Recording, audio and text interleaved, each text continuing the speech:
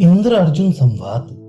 तदनंतर राक्षसन इंद्र उन अप्सराओं द्वारा कही गई अर्जुन की शत्रु के देश से पूर्ण एवं स्वभाव सिद्ध जितेंद्रियता की बातें सुनकर परम प्रसन्न हुई और अर्जुन के आश्रम में पहुंची। मुनि रूपधारी इंद्र को उनके अनुरूप अर्थात दर्शन पाने योग्य पुत्र अर्जुन ने अपने सामने देखा। वे वृद्ध वेश में लंबे पथ के पथिक की भांति मानो बहुत थके हुए से थे। चारों ओर से सफेद बालों से व्याप्त जटाजूट से सुशोभित इंद्र चंद्रमा की किरणों से युक्त संध्या से व्याप्त दिन के अवसान की भांति दिखाई पड़ रही थी। वृद्धता के कारण सफेद बाहों से युक्त छुरीदार नेत्रों से वह तुषार के ढेर से मुरझाए हुए मानो कमल दल से व्याप्त सरोवर की भांति दिखाई पड़ रही थी। अत्यंत दुबले पतले होने पर भी मानो भारी बोझ से दबे हुए के समान अंगों से वह पत्नी के सहारे उठने बैठने वाले पेट निकले हुए व्यक्ति की तरह एक लाठी का सहारा लिए हुए थी। प्रच्छन्न रूप धारण करने पर भी हल्के बादलों की रेखा से छिपे हुए सूर्य मंडल की भांति संपूर्ण लोक को व्याप्त करने वाले तेज से वो दीप्त हो रही थी। वृद्ध शरीर को धारण करने पर भी अपनी अलौकिक मूर्ति से आश्रम की शोभा को फीके बनाते हुए इंद्र ने अर्जुन के उस आश्रम को भयभीत सा बना दिया। तेजस्वी व्यक्ति के दर्शन से ऐसा भय होता ही है। अर्जुन इंद्र को देखते ही अत्यंत आदर और स्नेह से भर गए। बंधु बांधवों में संबंध ज्ञान न होने पर भी दर्शन भाव से ही अपने आप बलात् चित्त प्रसन्न हो जाता है।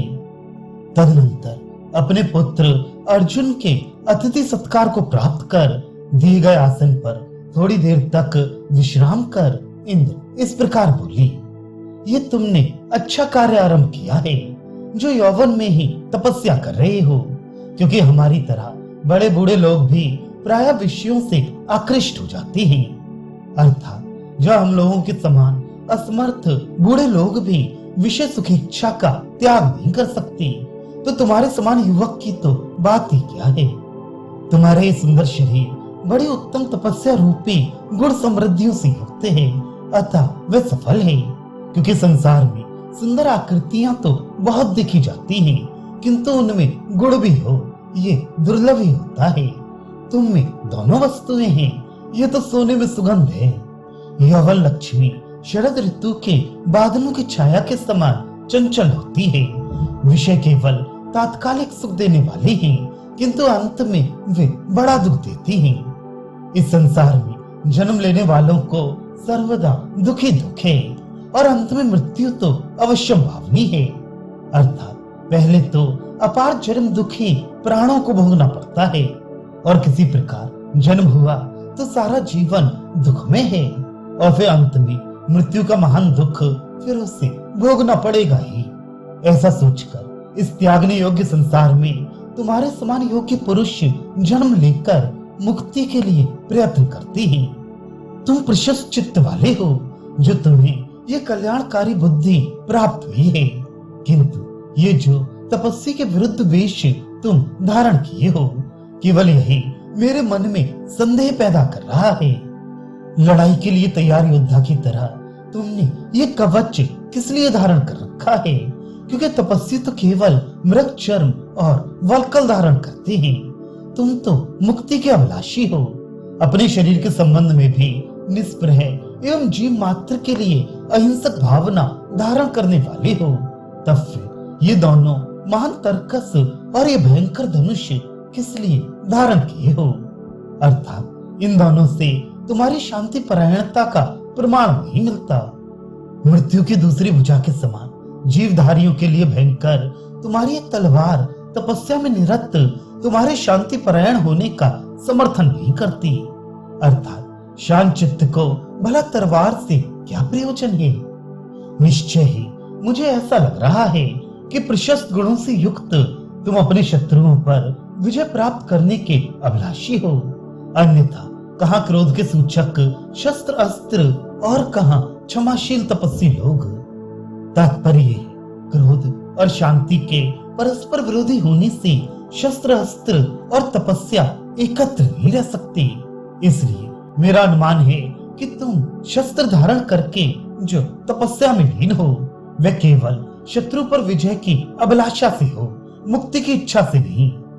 जो मनुष्य मुक्ति फल को देने वाली तपस्या एवं दान आदि क्रियाओं का अनुष्ठान परकीय हिंसा के लिए करता है, वह मूर्ख मार्ग की थकावट एवं पिपासा को दूर करने वाले निर्मल जल को कीचड़ से गंदा करता है। हिंसा, चोरी, झूठ आदि अवगुणों के मूल कारण अर्थ और काम है।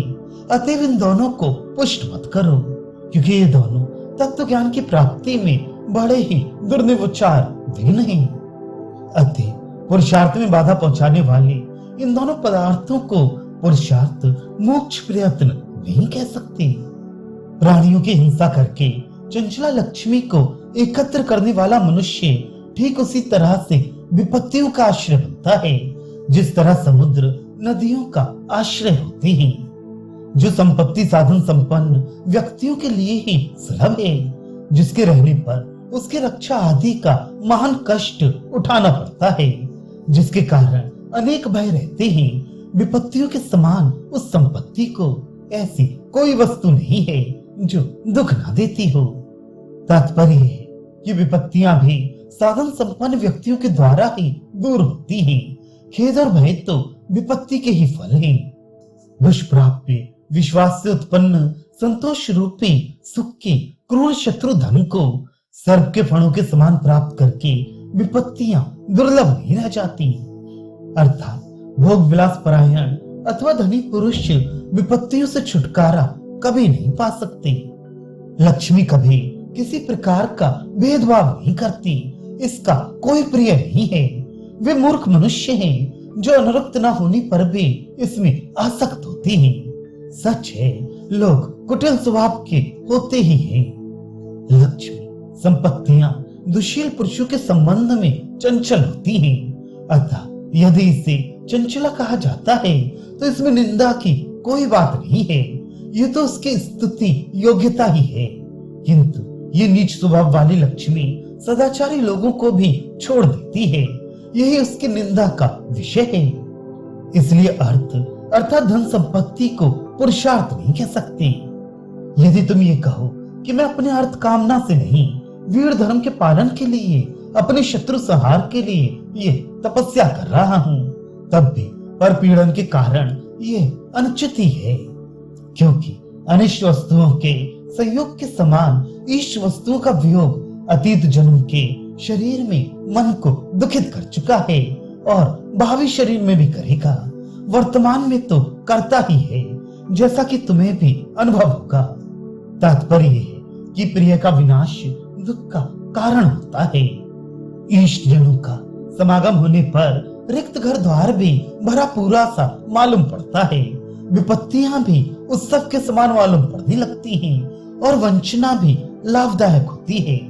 बहुत अधिक क्या कहा जाए, इष्ट जनों का समागम सभी अवस्थाओं में सुखदायक होता है, किंतु जब इष्ट जनों का वियोग हो जाता है तब तो रमणीय वस्तुएं भी कष्ट देती हैं। हे तपोधन, मेरी सम्मति में इस युद्ध उद्योग को छोड़ दो।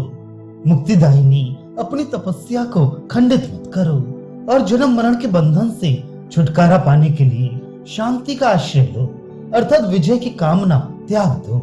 यदि ये कहो कि विजय प्राप्त करने का व्यसन पड़ गया है, उसकी खुजली शांत नहीं हो सकती, तो अपने शरीर के भीतर बैठे हुए शत्रुओं का नाश करके उन पर विजय प्राप्त करो। अत्यंत कठिनता से वश में करने योग्य आंख आदि अपने शरीर में ही विद्यमान शत्रुओं पर विजय प्राप्त करो, क्योंकि उन सब पर विजय प्राप्त कर लेने पर तुम निश्चय ही इस समस्त संसार के विजयी हो जाओगे। जो मनुष्य इंद्रियों का दास है, वे स्वार्थ साधन से पराधीन, नीच से भी नीच कर्म करने वाला, निर्लज्ज बैल की तरह अन्य लोगों की आज्ञा का पालन करने वाला चाकर होता है।